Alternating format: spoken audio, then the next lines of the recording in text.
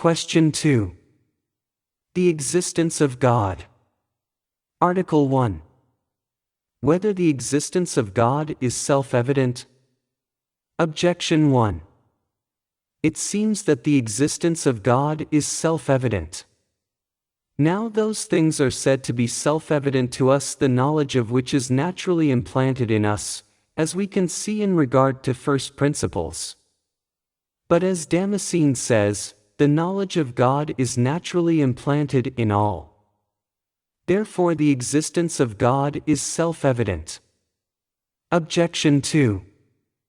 Further, those things are said to be self-evident which are known as soon as the terms are known, which the philosopher says is true of the first principles of demonstration. Thus, when the nature of a whole and of a part is known, it is at once recognized that every whole is greater than its part. But as soon as the signification of the word God is understood, it is at once seen that God exists. For by this word is signified that thing than which nothing greater can be conceived. But that which exists actually and mentally is greater than that which exists only mentally. Therefore, since as soon as the word God is understood it exists mentally, it also follows that it exists actually. Therefore the proposition, God exists, is self-evident. Objection 3. Further, the existence of truth is self-evident.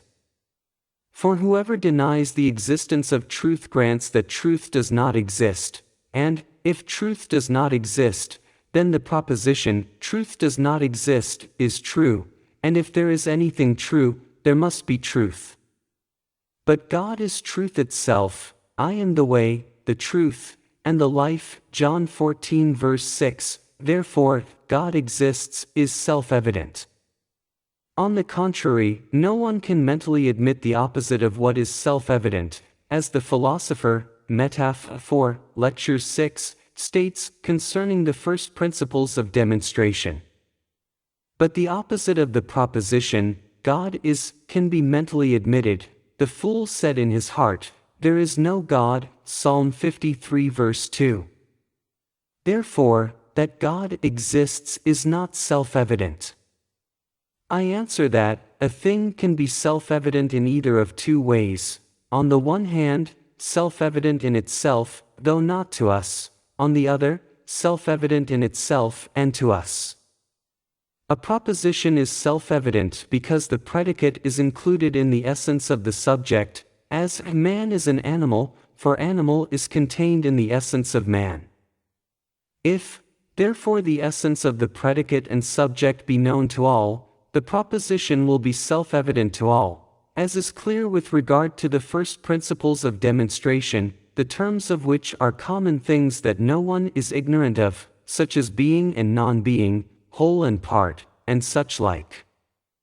If, however, there are some to whom the essence of the predicate and subject is unknown, the proposition will be self-evident in itself, but not to those who do not know the meaning of the predicate and subject of the proposition. Therefore, it happens, as Boethius says, Hebdom, the title of which is, whether all that is good, that there are some mental concepts self-evident only to the learned, as that incorporeal substances are not in space. Therefore I say that this proposition, God exists, of itself is self-evident, for the predicate is the same as the subject, because God is his own existence, as will be hereafter shown. Now because we do not know the essence of God, the proposition is not self-evident to us, but needs to be demonstrated by things that are more known to us, though less known in their nature, namely, by effects. Reply to Objection 1. To know that God exists in a general and confused way is implanted in us by nature, inasmuch as God is man's beatitude. For man naturally desires happiness, and what is naturally desired by man must be naturally known to him. This, however, is not to know absolutely that God exists, just as to know that someone is approaching is not the same as to know that Peter is approaching, even though it is Peter who is approaching, For many there are who imagine that man's perfect good, which is happiness, consists in riches, and others in pleasures, and others in something else. Reply to Objection 2. Perhaps not everyone who hears this word, God, understands it to signify something than which nothing greater can be thought, seeing that some have believed God to be a body. Yet, granted that everyone understands that by this word, God, is signified something than which nothing greater can be thought, nevertheless, it does not therefore follow that he understands that what the word signifies exists actually, but only that it exists mentally.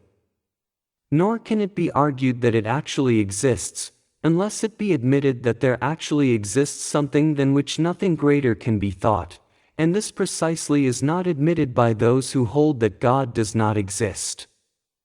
Reply to Objection 3. The existence of truth in general is self-evident, but the existence of a primal truth is not self-evident to us.